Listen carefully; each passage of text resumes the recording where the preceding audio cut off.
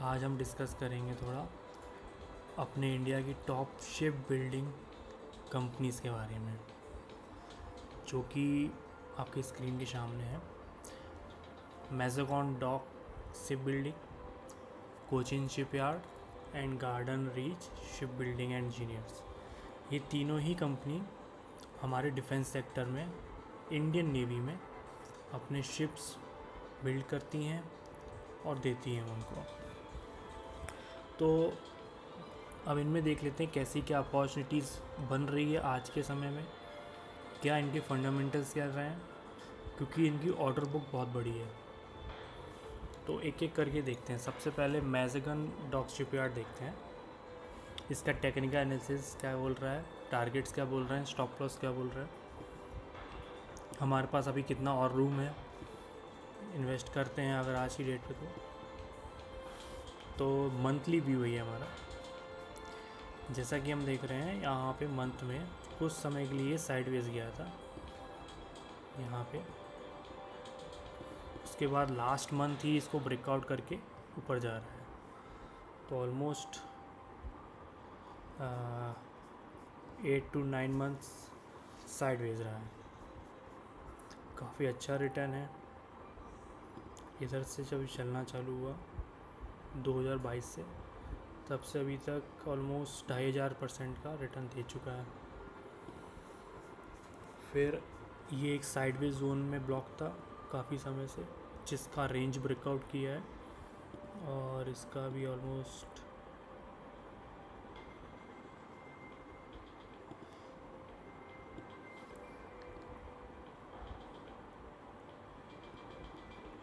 Target अभी है, थोड़ा बचा है। मान के चलिए 4000 के आसपास हमको देखने को मिल सकता है ये। वीकली में देखें तो काफ़ी अच्छा मूवमेंट आया इस वीक। तो इसमें चार्ट पैटर्न भी अगर देखें तो अच्छा खासा दिख रहा था। एक ही biggest candle at the top थी, उसके बाद कंप्लीट साइडवेज गया है। और इसके अंदर और देखें तो ये जोन था जिसका ब्रेकआउट हुआ था, इस कैंडल ने किया था, जहाँ पे हम इन्वेस्ट कर सकते थे, और तब से काफ़ी अच्छा रेंज पकड़ चुका है। ऑलमोस्ट 54% का रिटर्न दे दिया तब से, विच इज़ ग्रेट।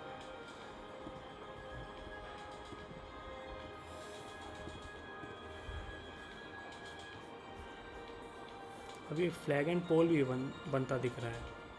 तो यदि फ्लैग एंड पोल का ब्रेकआउट है तो काफ़ी अच्छा रिटर्न और देखने मिल सकता है हमको। ये तो सेम आ गया।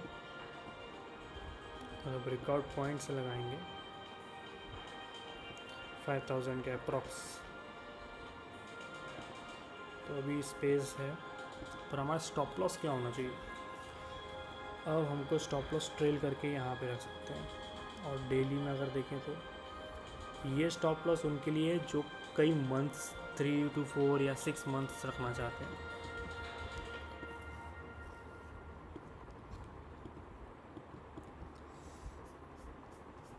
और ये वाला भी,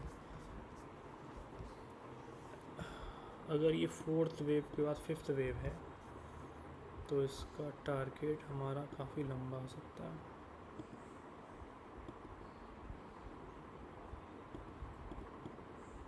वन पॉइंट सिक्स ये भी टारगेट हो सकता है। 6004 400। ये एलिट पेप्स का कॉन्सेप्ट है, जिसमें काउंटिंग लगाते हैं 1 2 3 4 5।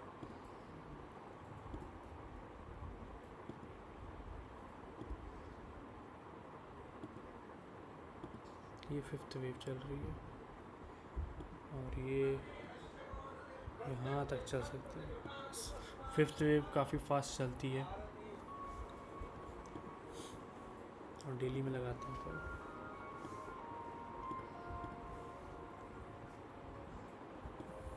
तो इस काफ़ी बड़ी कैंडल थी, इसका रिट्रेस होना चाहिए, रिट्रेसमेंट आना चाहिए।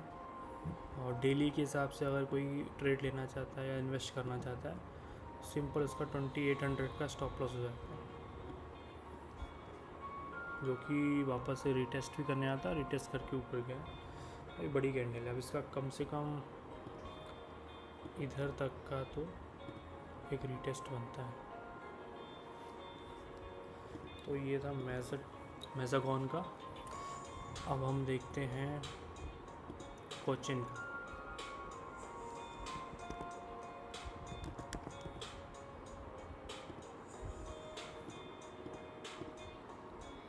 तो कोचिन शिपयार्ड ने काफ़ी अच्छा रिट्रेसमेंट दिया था हमको, अपने हाई से ऑलमोस्ट 60% का रिट्रेसमेंट दिया था।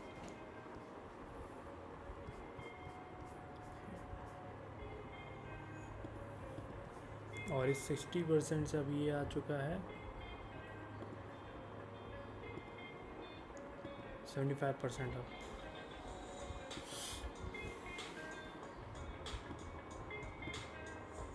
एक यहाँ पे ये सपोर्ट था।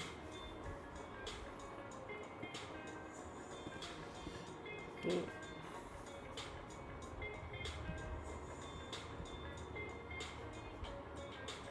यहाँ डबल बॉटम टाइप का दिख रहा है। फिर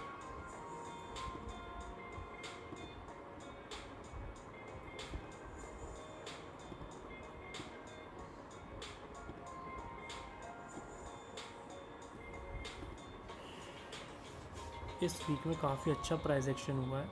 अगर इसका फॉलोअप आता है तो मार्केट हमारा ट्रेंड कर सकता है वापस से। Again this all resistance R broken.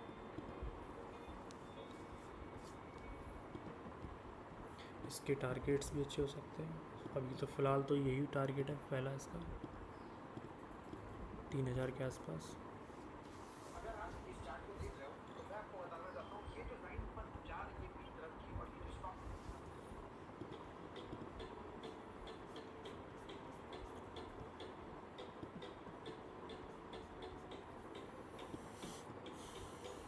Daily में देखें तो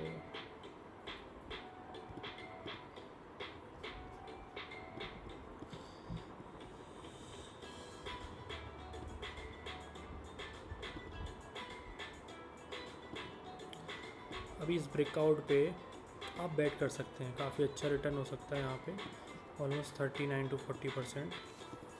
और स्टॉप लॉस बहुत छोटा है फॉर डेली ट्रेडर्स जो शॉर्ट टर्म के लिए रखना चाहते हैं अपना इन्वेस्टमेंट, कुछ दिन या कुछ हफ्ते या कुछ एक आध महीने, उनके लिए ये कैंडल बहुत ही इंपॉर्टेंट हो जाएगी। इसके रिट्रेसमेंट पे या फिर इसके अगले भी ले सकते हैं। 1835 का ये मेजर स्टॉप लॉस रहेगा। This will be your daily stop loss, daily traders का SL।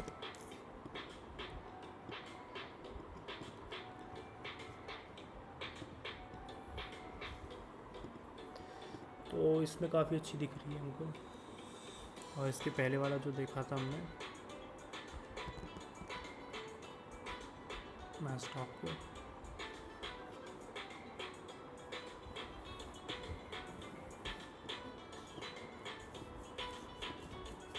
तो यहाँ पे क्या मैस्डॉक में सबसे अच्छी चीज़ ये है कि इसके ऊपर कोई रेजिस्टेंस नहीं है अभी, तो फ्री फ्लो भाग रहा है ये। और वहीं कोचिन शिपयार्ड में अभी रेजिस्टेंस है, हालांकि यहाँ पे ये रेजिस्टेंस ब्रेक करके इसने काफ़ी स्मूथ कर लिया राइट को, और ये यहाँ तक आने पे इसका टारगेट भी आ जाएगा। फिर जब तक ये ब्रेक नहीं करता है इस रेंज में तब तक न्यू एंट्री नहीं बनती है इसमें। अब देखते हैं गार्डन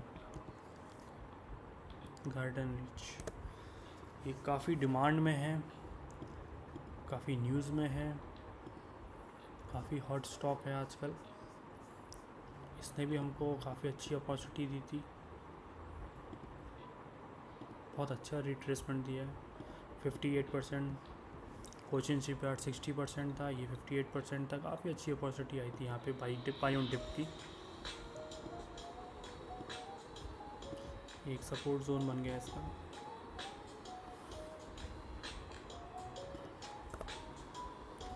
फिर एक जो रेंज थी इसको ब्रेक किया था इसने, इस मंथ इसके ऊपर चला गया है वीकली देखें तो। मेजर जो एक्शन आया है लास्ट वीक ही आया है, इस वीक में आया है।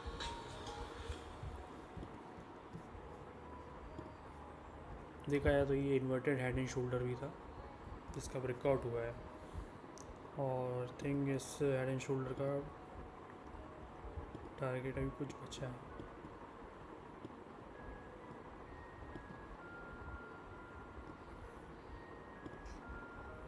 ऑलमोस्ट हाई, लास्ट हाई के आसपास।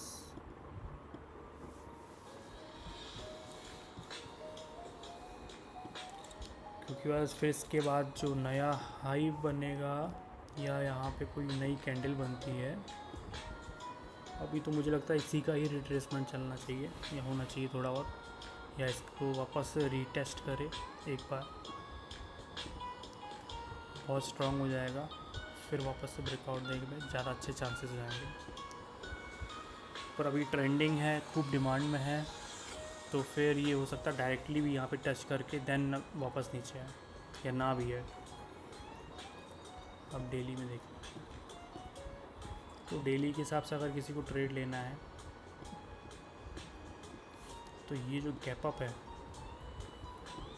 ये काफ़ी मेजर रोल प्ले करेगा, क्योंकि रेजिस्टेंस के ऊपर हुआ है तो ब्रेक अवे गैप अप हो गया। ये कभी भरता है कभी नहीं भरता है।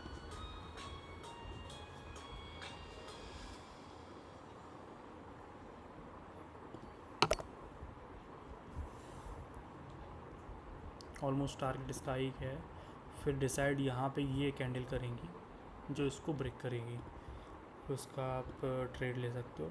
काफ़ी लंबे टारगेट हो जाएंगे फिर अगर इसको ब्रेक करती है कैंडल, तो ये स्टॉप लॉस के साथ आप इसमें राइड कर सकते हो। अभी थोड़ा सा इसका फंडामेंटल्स भी देख लेते हैं। सबसे पहले अभी गार्डन का ही देख लेते हैं।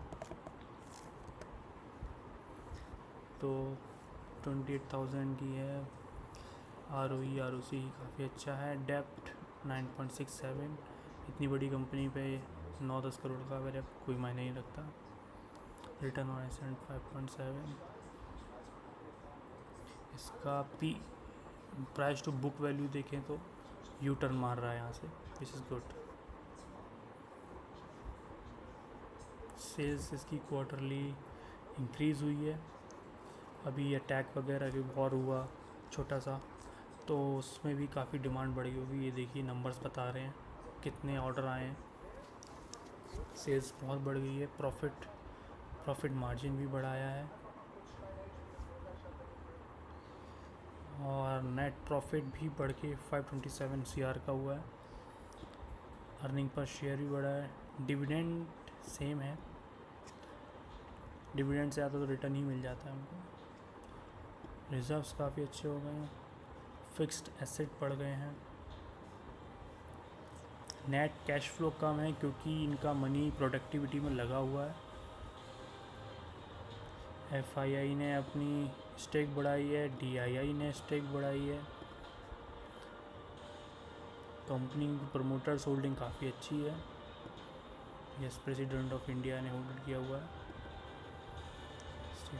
पब्लिक रमेश धमानी जी भी इसमें इन्वेस्ट करके बैठे हुए हैं as a public holder, more than 1% इनका स्टेक है इसमें।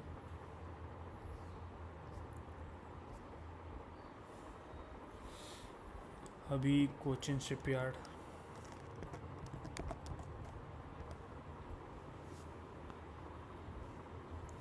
कोचिन शिपयार्ड का as compared to Garden reach ship से ROC ही कम है, डेप्ट काफ़ी ज़्यादा है।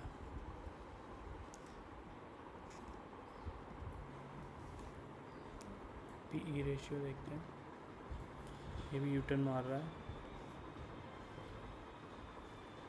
क्वार्टरली सेल्स बढ़ी हुई हैं, नेट प्रॉफिट मार्जिन ज़्यादा है इनका।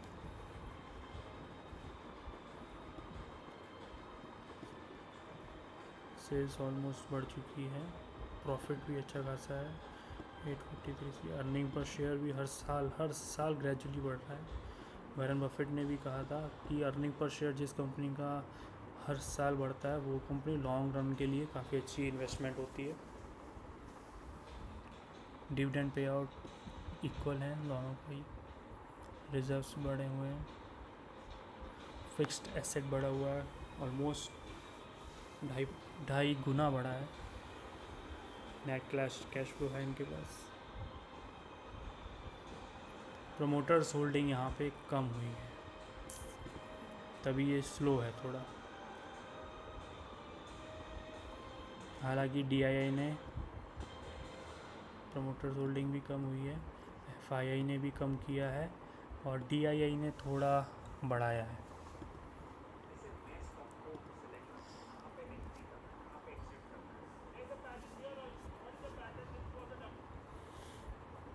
कोचिन शिपयार्ड हो गया। मैजडॉक को देखते हैं। सबसे बड़ी मार्केट कैप वाली कंपनी है ये। ROE ROC काफ़ी अच्छा है। PEG रेशियो कम है, विच मीन्स कि इसकी अभी फेयर वैल्यू नहीं है, अंडर वैल्यूड ही है। डेप बहुत छोटा सा है, इसके आगे मामूली सा है। रिटर्न ऑन एसेट अच्छा है। प्राइस टू बुक वैल्यू देखते हैं, रिटर्न ले चुका है। सेल्स काफ़ी अच्छी हो गई है। ऑपरेटर मार्जिन सबसे अच्छा है इसका 26%, which show that this company has something like monopoly और edge किसी स्पेशलाइज चीज़ में ओवर अदर। और नेट प्रॉफिट भी अच्छा खासा है, अर्निंग पर शेयर भी है। ईयरली का देखें तो सेल्स बहुत ट्रमेंडसली बढ़ी हुई है। प्रॉफिट मार्जिन अच्छा खासा, बहुत अच्छा है। नेट प्रॉफिट काफ़ी बढ़ चुका है, 2 साल में डबल हो चुका है। Earning per share every year बहुत अच्छी हो रही है। बैलेंस शीट में रिजर्व काफ़ी अच्छे हैं, बोरिंग ना के बराबर है। फिक्स्ड एसेट डबल हो चुका है। नेट कैश फ्लो काफ़ी अच्छा हाथ में इनके। नेट कैश फ्लो हाथ में रहता है तो इसका मतलब अपॉर्चुनिटीज़ या ऑर्डर ये सब जल्दी आप कर सकते हैं, आगे बढ़ा सकते हैं, ग्रैब कर सकते हैं। फिर यहाँ पे प्रमोटर होल्डिंग सेम है। FII ने ख़रीदा है, बेचा है, फिर थोड़ा सा बढ़ाया है। DII ने भी बढ़ाया है अपना स्टेक। पब्लिक का थोड़ा सा कम हुआ। So this was it. Now आपको सभी के मैंने लेवल्स बता दिए हैं, टारगेट्स बता दिए हैं, स्टॉप लॉस बता दिए हैं। आप अपने फाइनेंशियल एडवाइज़र से पूछ के इन्वेस्ट भी कर सकते हैं। ये सब एजुकेशनल पर्पज़ से है, प्रैक्टिस के लिए है। Thank you so much. Please like and subscribe, and if possible then share it. Thank you.